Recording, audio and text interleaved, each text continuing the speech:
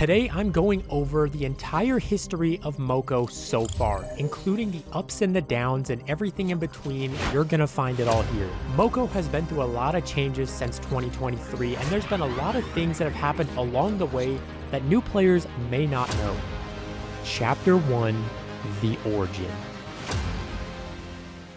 Supercell has had many games over the years that have done good and some bad. There's been Brawl Stars, Clash of Clans, Clash Royale, Heyday, Boom Beach, which have been some pretty good ones that have been successful for them. There's also been a few that have been killed in the past, such as Clash Mini, but in 2023, Supercell wanted to try something new. And on October 11th, 2023, we had our first announcement for Moco. This game was completely different from what we had seen from Supercell in the past. There was games such as Clash of Clans or Clash Royale that had the same characters in the same universe. Brawl Stars was also tied in, such as collabs that had happened between Clash Royale and Brawl Stars. So all the characters previously had been tied into the same universe in some way. Moco was completely different. When we saw the trailer for the first time on October 11th, people were getting to see the vibe of Moco for the first time and the concept of what they wanted this game to be. And over the next few days, they posted lots of teasers getting us ready for the first beta test of this game. Over the next few days after the trailer released, we were getting a bunch of teasers including new monsters, new worlds, and new weapons, and a bunch of new things to explore. This was getting players excited to try this new game to see if it would be a game Supercell would keep alive. Then on the 21st of October, we got our announcement date for the beta test. October 25th was the day it was going to be opening. The test was for Android players in the US. So sorry to all the Apple players out there. If you met all those requirements, you got to play Moco's first beta test. And I proudly was one of those testers. And just like that, the day was here. October 25th, the beta test was live, and this was some of the funnest times I've ever had during mobile gaming. Moco had a feel that just made it feel different and more exciting to play. I had some of the funnest times playing during this beta test that I will never forget, and I wasn't the only one who felt this way. Players all over were talking about how much they were enjoying this game. Shortly after, a Discord was announced and opened for players to come in and join to get better communication between the community of Moco. The social media side of things was also posting like crazy. We were getting lore drops and different hints about the characters. We were getting different info about the weapons. It was overall an exciting time. Lots of the weapons and gadgets that we know today are still basically the same from when they were in beta. Most of the things different in the beta consisted of the icons of most weapons or gadgets were unfinished at the time because they were working on getting the core gameplay out there so they could get as much feedback as possible to improve their game. Another thing that might have looked a little different compared to today is a lot of the UI changes from beta to now. But the gameplay was what most people cared about, and that was doing outstanding. And just like that, the beta test had come to an end on November 6th, 2023.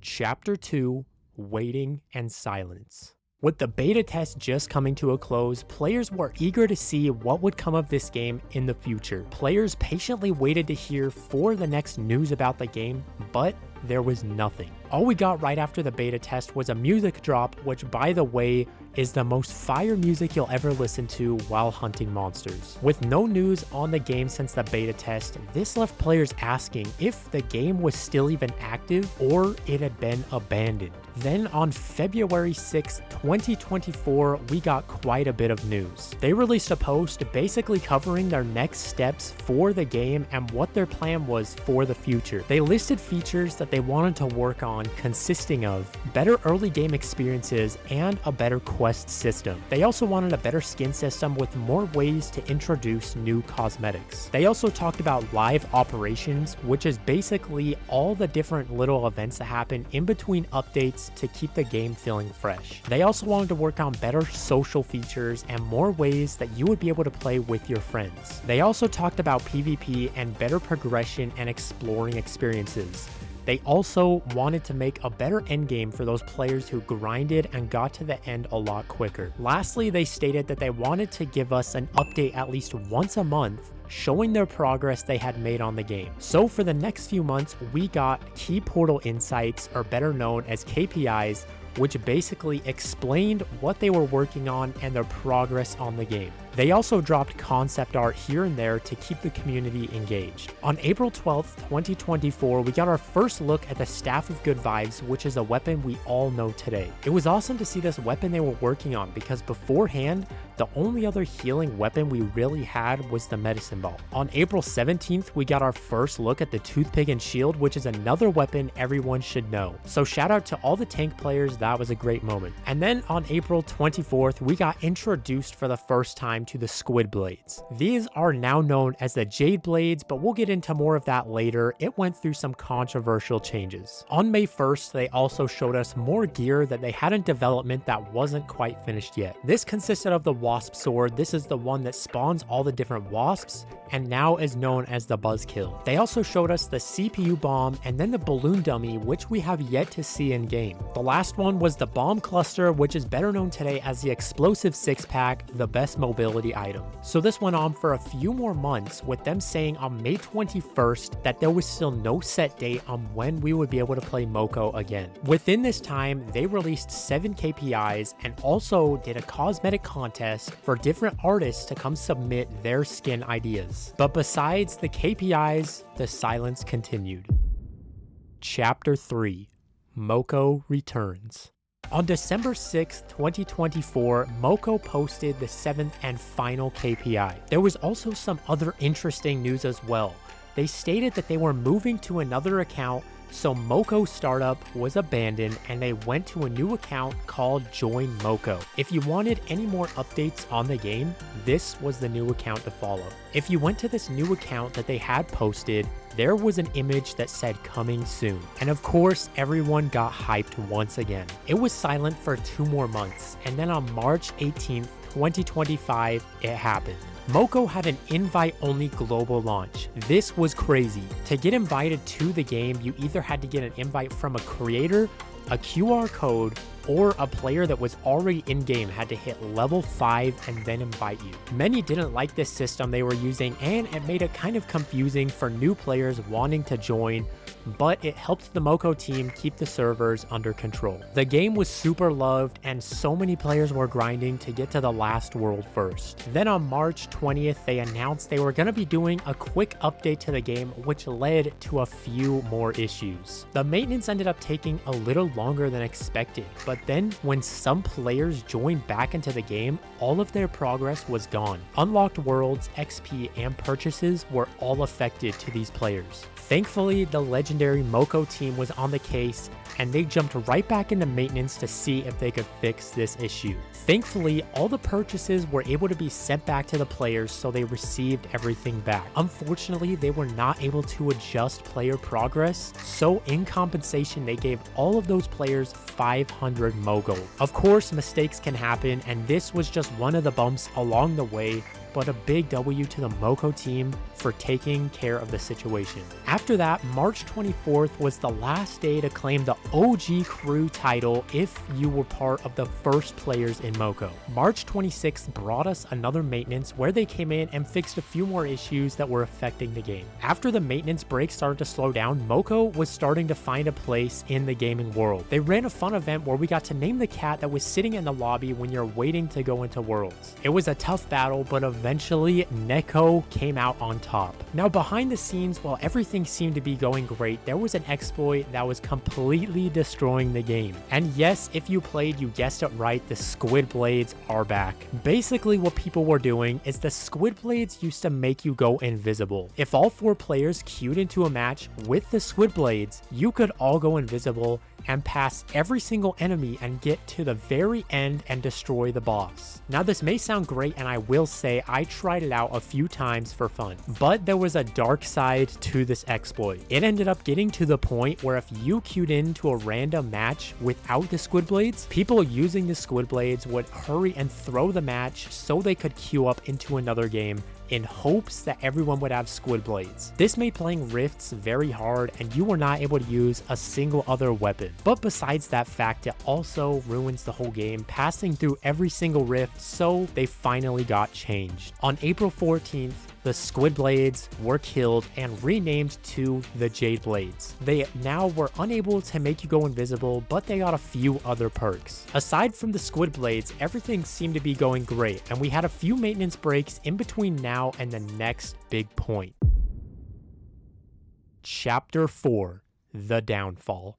On June 3rd, the Moco page posted our first teaser for Chapter 2 in Moco. The post read, "I've seen some weird cat behavior lately, so mind your hands." So this was telling us that we were gonna see cats be enemies in the newest chapter. Over the next few days, we got more teasers and mentions of the new chapter. We saw a new gadget called the Feel Better Bloom, which was a new healing item. There was also a video posted showcasing the weapons we would see in the new chapter, such as the Horn Bow, the Poison Bow, and the Singularity. After a few teasers, June 6, 2025 came and we got our first announcement for Moco. I don't think it's technically called Moco, but I'm just gonna refer to it as that. Right after that, June 7th happens and Moco drops. We got a huge amount of new content. We got 3 new weapons consisting of the Horn Bow, the Poison Bow, and the Singularity. We also got 3 new gadgets as well, the Feel Better Bloom, the Very Mean Pendant, and the Pew 3000. On top of that, we got a reset to levels, a bunch of new worlds, rifts, and dojos to explore. On the surface, this update seems amazing, and it definitely was awesome for content. But something that a lot of players didn't like happened behind the scenes. If you were a player that liked to grind, in Chapter 1, you had all of your challenges done. If a new player started in Chapter 2,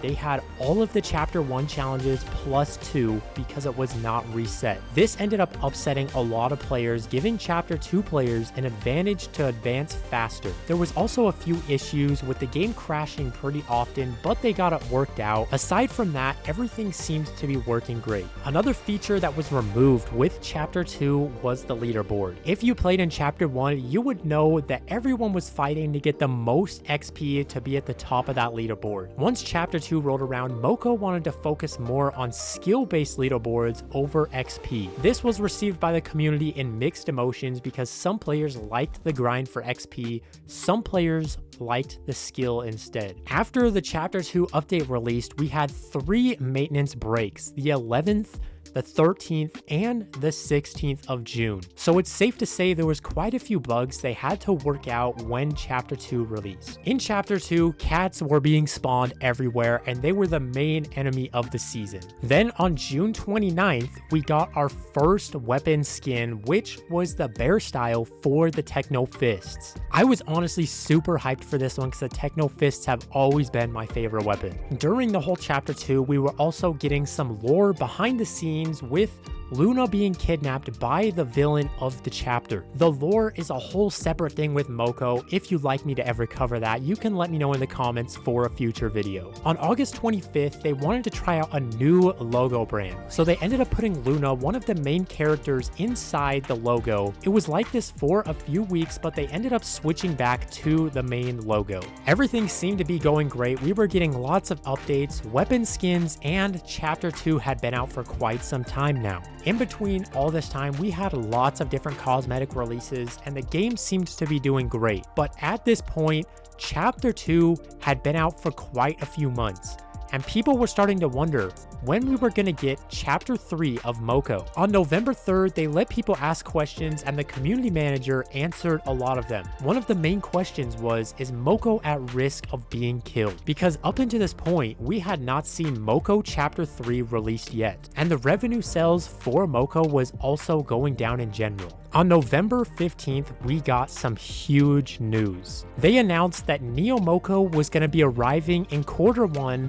which consists of either January, February, or March of 2026. As they had been going through, they realized that releasing Chapter 3 would not have been the best way to go. As the developers were going through, they realized that there was so much different small issues that they decided it would be better to revamp the whole game instead of adding more content. There were a lot of issues, but one of them was players finishing the game too quickly which led to a lot of people leaving the game because there was nothing else to do. They also said there was a lot of shallowness and they wanted to go in deeper with the mechanics of the weapons. So instead of releasing Chapter 3, they decided to not do any updates and just work strictly on Neo Moco. Now you can imagine everyone hearing this news, not getting a single update until Neo Moco is out. Plus on top of that, we have already been in Chapter 2 since June, and it is now November, and it is very understandable for players to feel that way. But it's also a good decision for Moco to realize that they need to fix a lot of the issues at once over just throwing on more content and leaving the problems at hand. Since then, we got updates here and there on the progress that they were making,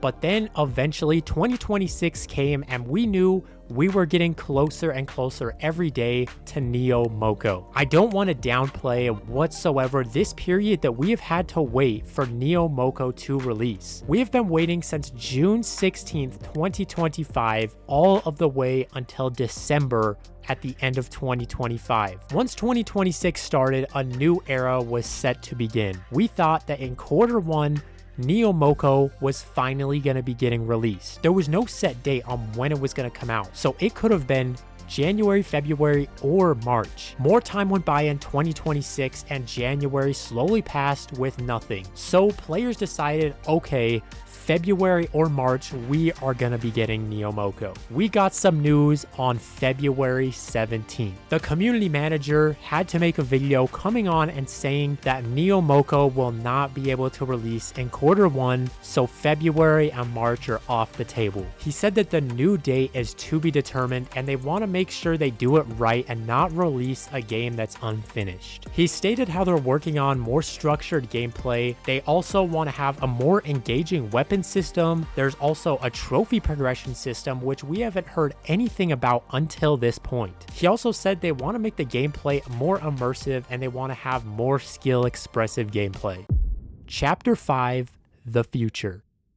Now everyone, we have reached a point. As I look at my watch, it is the present day on February 24th.